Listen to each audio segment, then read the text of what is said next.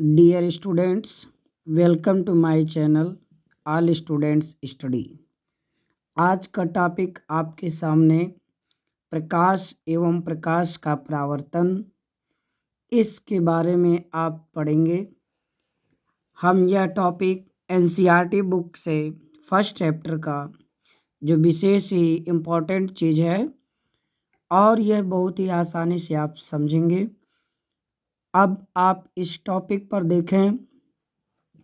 पहला काम प्रकाश जो है, प्रकाश के बारे में आप सब लोग जरूर जानते होंगे। प्रकाश के बारे में जानते तो होंगे, देखते भी हैं, परंतु इसका डिफिनेशन आप नहीं जानते होंगे। प्रकाश क्या है?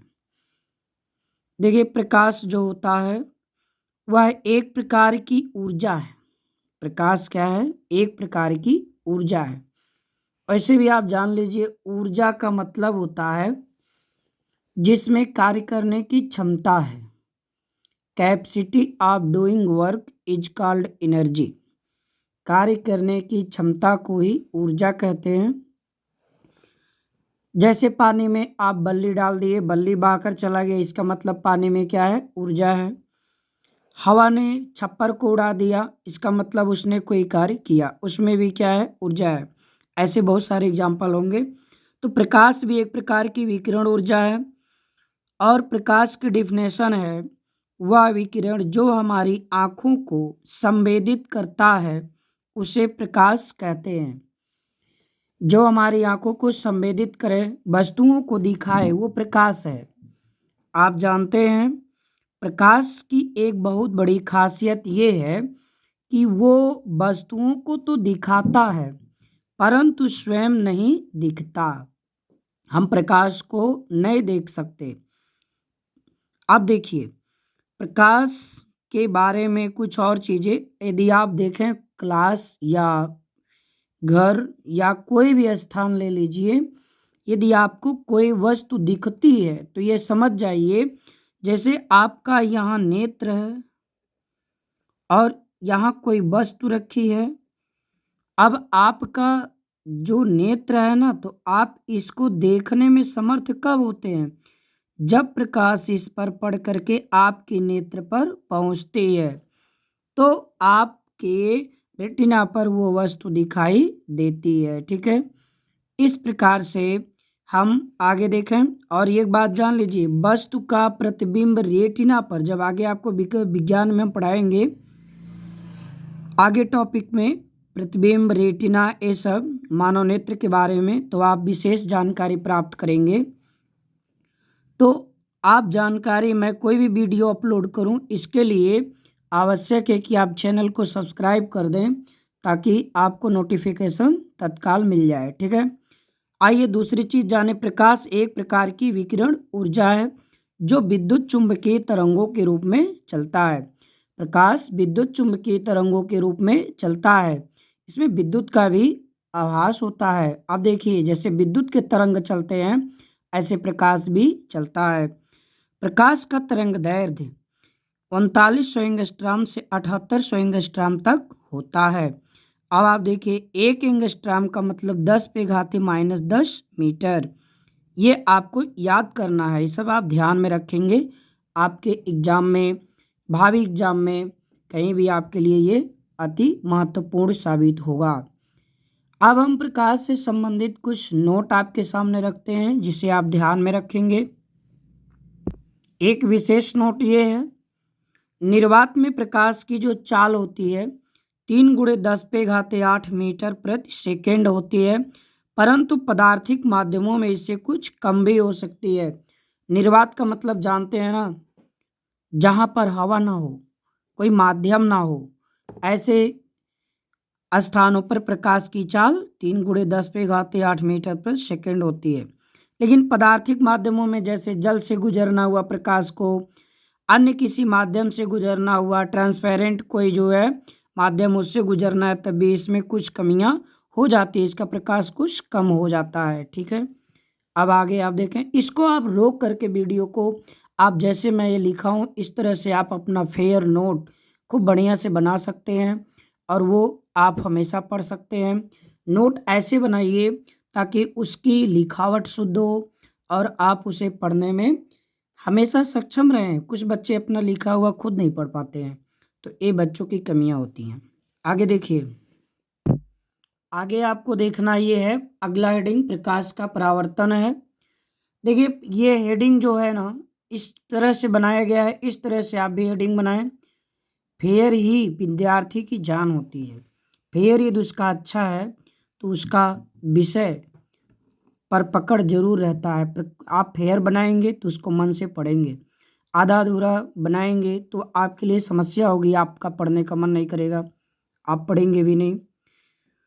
तो प्रकाश का परावर्तन क्या है? पहला काम तो ये समझ लीजिए कि परावर्तन क्या चीज है। परावर्तन का मतलब ये होता है वापस लौटना। ध्यान देंगे, परावर्तन का मतलब क्या होता है? वापस लौटना, ठीक ना। परावर्तन का मतलब वापस लौटना। प्रकाश का परावर्तन, इसका मतलब ये है प्रकाश कहीं से टकरा करके लौटेगा। इसी कंडीशन को प्रकाश का परावर्तन कहते हैं। अब आप ये जानते हैं प्रकाश कब कब वापस यानी रिटर्न कब कब होता है। प्रकाश उन कंडीशनों में रिटर्न होता है जब मतलब ये जो तल हो, इधर से लेप हो, प्रकाश आर पार ना जा पाए, ठीक। और ये तल चिकना होना चाहिए या तो पालिशदार हो, तभी प्रकाश का परावर्तन हो सकता है। समझ में आ गया होगा। आप शीशे को लेकर के बच्चों के आंख को डिस्टर्ब जरूर किए होंगे यदा कदा, तो वह भी एक तरह से प्रकाश का क्या है? परावर्तन है। लोग शीशा यानी दर्पण लेकर के प्रकाश की किरण को, कोई सामने बैठा है तो उसके नेत्र पर फोकस करते हैं, वही परावर्तन है। उसी को हम लोग परिभाषित कैसे करेंगे, उसकी परिभाषा मैं लिखा हूँ, इस तरह से आप नोट कर सकते हैं वीडियो रोक करके। क्या है? जब प्रकाश किसी पालिशदार, अभी मैंने बताया पालिशदार हो या चिकना तल हो, उस पर गिरता है तो उसका अधिकांश भाग वापस लौट आता है। ये वापस लौट जाएगा, उसी माध्यम में जाएगा। ध्यान देंगे, माध्यम चेंज नहीं होता है। और इस प्रकार के प्रकाश को वापस लौटने की जो घटना है, प्रक्रिया है, यही क्या कहलाती है? प्रकाश का परावर्तन कहलाती है। समझ में आ गया होगा। जब प्रकाश किसी पालिशदार या चिकने तल पर गिरता है तो अधिकांश भाग उसी माध्यम में, अर्थात पूर्ण रूप से प्रकाश उसी माध्यम में लौट जाता है। टकरा कर वापस लौटने की यही प्रक्रिया जो है, ये क्या कहलाती है? परावर्तन कहलाती है। प्रकाश का परावर्तन कहलाती है। ध्यान देंगे। अब आपका सबसे अच्छा चीज क्या है? फिगर। चाहे मैथ पढ़ो चाहे साइंस पढ़ो, फिगर को विशेष से समझ लीजिए, बड़ा ध्यान देना चाहिए फिगर पर। फिगर ही उस हेडिंग का क्या होता है? जान। उस हेडिंग का टॉपिक, उस हेडिंग का जो भी फिगर होता है उसमें उसी की पूरी शक्ति समाहित होती है, इसी के माध्यम से डिफाइन किया जाता है। देखिए यहाँ पर जो ये दर्पण दर्शाए गए हैं M1 और M2, ये दर्पण है। और इधर जो ये डिजाइन बना हुआ है इस तरह से, इसका मतलब ये इधर से लेप है, ठीक ना। इधर से लाल ऑक्साइड या किसी पेंट का लेप हो जाता है ताकि किरण इधर ना आए। अब देखिए, ध्यान देंगे, विशेष रूप से देखेंगे तो समझ में पूर्ण रूप से वीडियो आ जाएगा। यहां से किरण देखिए चल रही है, ये क्या आ रही है? किरण। ऐसे किरण आ रही है और यहाँ इस पॉइंट पर टकराई, और जब टकराई तो यहाँ से फिर ऐसे निकल गई, ठीक ना। ऐसे सीधे प्रकाश की किरण चली गई।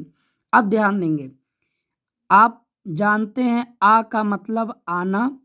पतित शब्द संस्कृत का शब्द है, पतित का मतलब गिरना, ठीक ना। आ करके जो किरण गिरती है, आ करके जो किरण गिरे उसे आपतित किरण कहते हैं। फिर से सुनिए, आ मीन्स आना, पतित मीन्स गिरना। जो किरण आकर के गिरेगी उसी को कहेंगे आपतित किरण, ठीक ना। ये आपतित किरण समझ गए।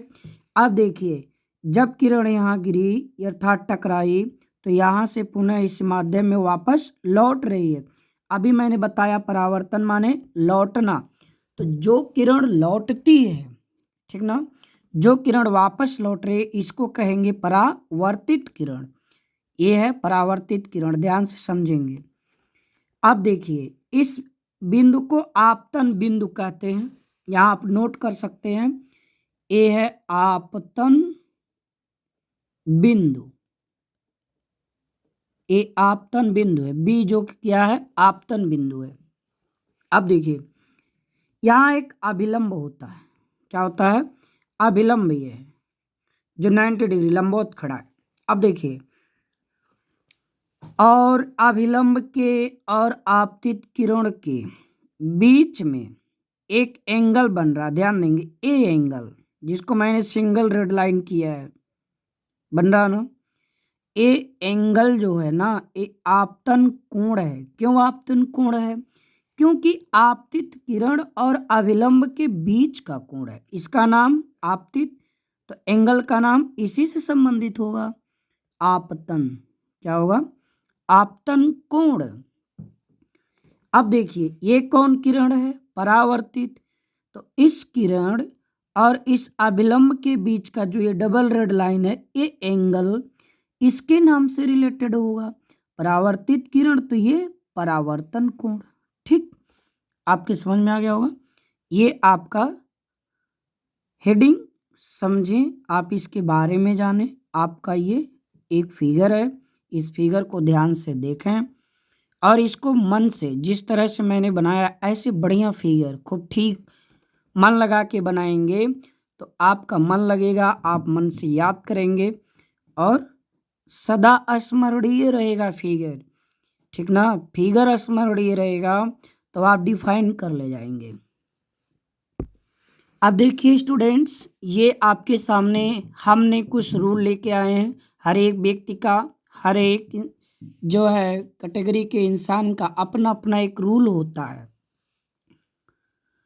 तो प्रकाश के परावर्तन के भी कुछ नियम हैं, ज़्यादा नियम नहीं है, केवल 2 नियम हैं।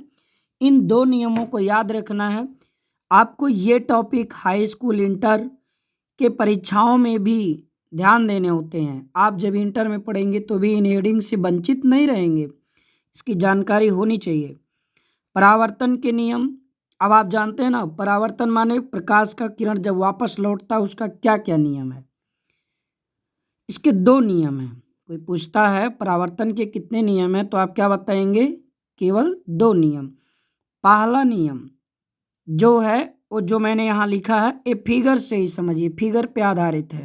देखिए पहला नियम ये कहता है कि आपतित किरण आपतन बिंदु पर अभिलंब। देखिए पहला नियम, आपतित किरण आपतन बिंदु पर, ये आपतन बिंदु इस पर अभिलंब और परावर्तित किरण, ये सब एक ही तल में होते हैं। क्या होते हैं? एक ही तल में। तो यहाँ मैंने वही रूल लिखा है। फर्स्ट रूल यही है कि आपतित किरण आपतन बिंदु पर अभिलंब तथा परावर्तित किरण तथा, तो परावर्तित किरण तीनों एक ही तल में होते हैं। ये आपका क्या है? पहला नियम, आपतित किरण आपतन बिंदु पर अभिलंब तथा परावर्तित किरण तीनों एक ही तल में होते हैं।